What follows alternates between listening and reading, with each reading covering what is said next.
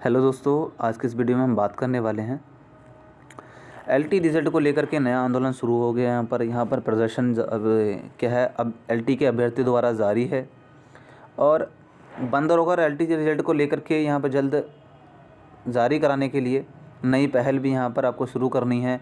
और आप इस प्रदर्शन में कैसे भाग ले सकते हैं या आपको ये नई पहल कैसे करनी है, इस वीडियो में चर्चा करेंगे।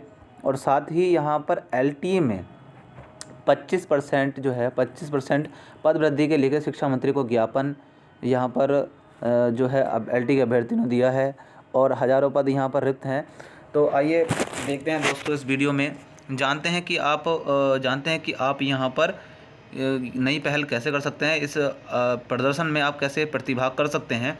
आपको यहाँ पर सहयोग करना है जिससे कि बंद दरोगा का और एलटी का जो रिज़ल्ट है वो जल्द से जल्द जारी हो जाए। पहले हम बात करते हैं बंद दरोगा की।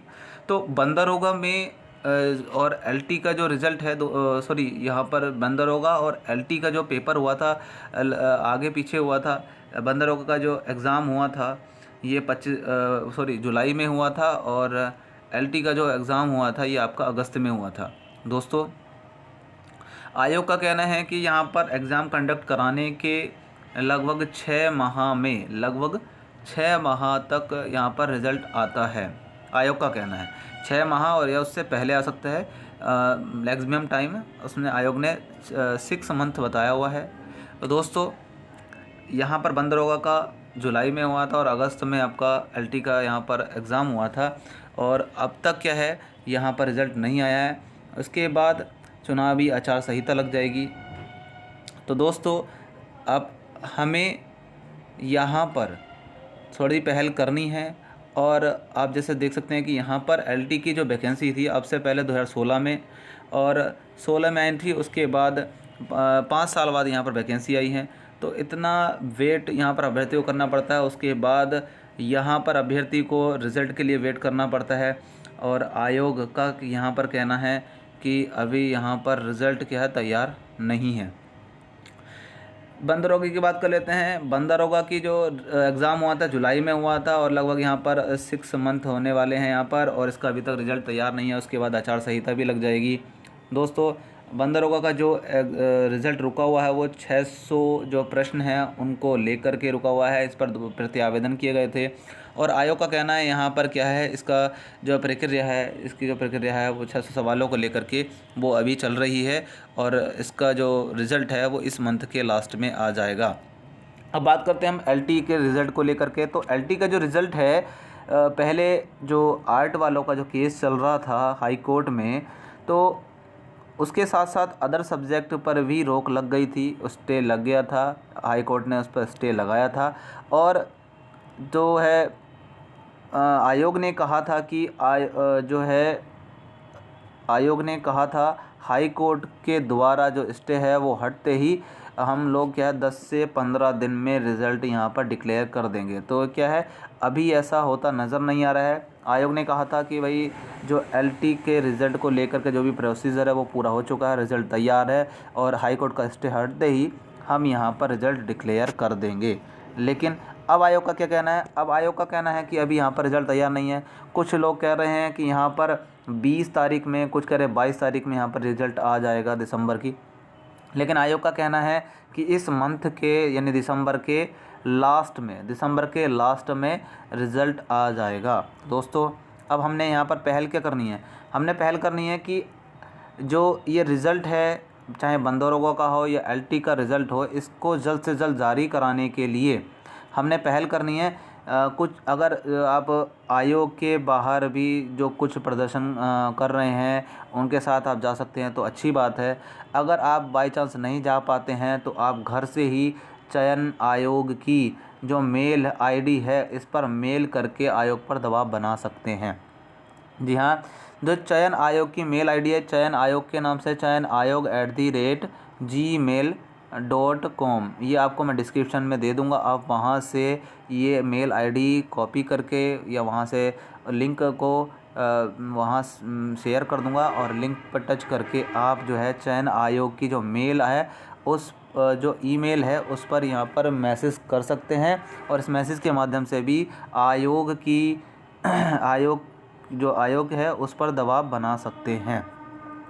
दोनों ही अभ्यर्थी को ये करना होगा, बंद दरोगा के भी और एलटी के भी। और इस मंथ के लास्ट में लगभग 1 या 2 दिन आगे पीछे हो सकता है, दोनों का रिजल्ट ही साथ में आ जाएगा। दूसरी बात हम करेंगे यहाँ पर जो एलटी में पदवृद्धि को लेकर के है। तो एलटी में जो पदवृद्धि को लेकर के शिक्षा मंत्री को ज्ञापन सौंपा है, उस पर भी यहाँ पर क्या चल रहा है, पहल चल रही है। यहाँ पर कुछ व्हाट्सएप ग्रुप चल रहे हैं जिनमें डिस्ट्रिक्ट वाइज अलग डिस्ट्रिक्ट वाइज जोड़ा जा रहा है सभी अभ्यर्थियों को।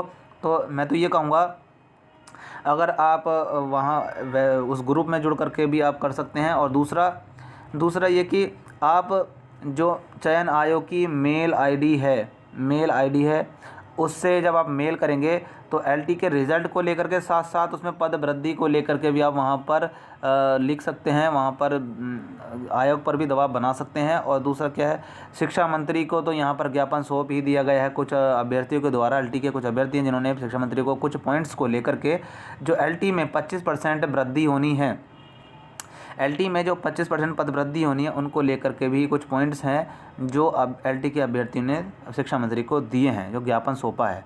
तो दोस्तों इसमें क्या है, जो कुछ पद रिक्त होने वाले थे 2022 तक, कुछ पदोन्नति होने वाले हैं, कुछ पद जो हैं कि आपका रिटायर होने वाले हैं यानी सेवानिवृत्त होने वाले हैं।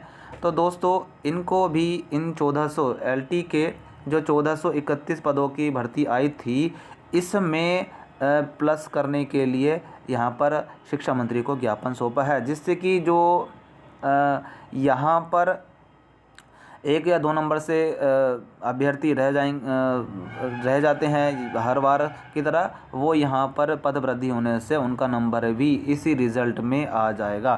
तो दोस्तों आपको पहल करनी है, चाहे बंद दरोगा हो या एलटी का रिज़ल्ट हो, आपको चयन आयोग की मेल आईडी जो है उस पर आपको मेल करना है और क्या है, आयोग पर ज़्यादा से ज़्यादा दबाव बनाना है। जितने ज़्यादा हो सकता है आप जितने ज़्यादा अभ्यर्थी हो सकते हैं इस पर मेल करके भी आयोग पर दबाव बनाएं।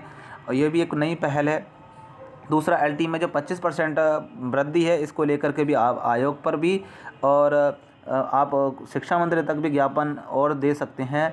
तो इस समय दबाव बनाएं क्योंकि चुनाव का माहौल है। अब इस समय चुनाव पास में आने वाले हैं और मंत्री लोग क्या है आपकी बात ज़रूर सुनेंगे। तो दोस्तों आपको ये सब करना है, आपको मैसेज करना है मेल आईडी पर चुनाव आयोग की, और साथ ही एलटी में जो 25% पद वृद्धि है इसको लेकर के ग्रुप जो चल रहा है व्हाट्सएप पर, आप उसमें भी ऐड हो सकते हैं। और क्या है, अब इसमें मेल के माध्यम से भी आयोग पर दबाव बना सकते हैं। दोस्तों उसमें कुछ पॉइंट्स को लेकर के 25% जो पद वृद्धि है उसको पॉइंट्स को लेकर के भी वहाँ पर क्या है शिक्षा मंत्री को ज्ञापन सौंपा गया है और इसमें पदवृद्धि हो जाती है तो बहुत अच्छा होगा। क्योंकि जैसे 2010 में जो जितनी वैकेंसी थी और उस हिसाब से अब 2021 में जो वैकेंसी हैं बहुत कम है। तो दोस्तों आप भी इस पहल को ज़रूर करें, क्योंकि आपको भी रिज़ल्ट की क्या है जो रिज़ल्ट लेकर के जो पहल है आपको भी करना है, और जिससे रिज़ल्ट जल्दी जारी हो सके। क्योंकि आयोग ने कहा था कि हाई कोर्ट का स्टे हटते ही यहाँ पर वो रिज़ल्ट जारी कर देगा। और उस समय क्या था, उस समय जो आयोग को और भी एग्ज़ाम कंडक्ट कराने थे, लेकिन इस समय ना तो आयोग के पास कोई एग्ज़ाम कंडक्ट कराने के लिए है और ना ही कोई काम ज़्यादा काम है। इसलिए आप आयोग पर दबाव बनाएं, मेल करके आप आयोग पर दबाव बनाएं और जिससे आयोग यहाँ पर जल्द से जल्द रिज़ल्ट जारी कर सके। इस समय आयोग फ्री है, इतना कोई काम भी नहीं है, तो आयोग पर आप दबाव बनाएं मेल करके, जिससे हमारा इस मंथ तक रिज़ल्ट जारी हो जाए। दोस्तों आज के लिए वीडियो में इतना ही, मिलते हैं नई अपडेट के साथ। धन्यवाद।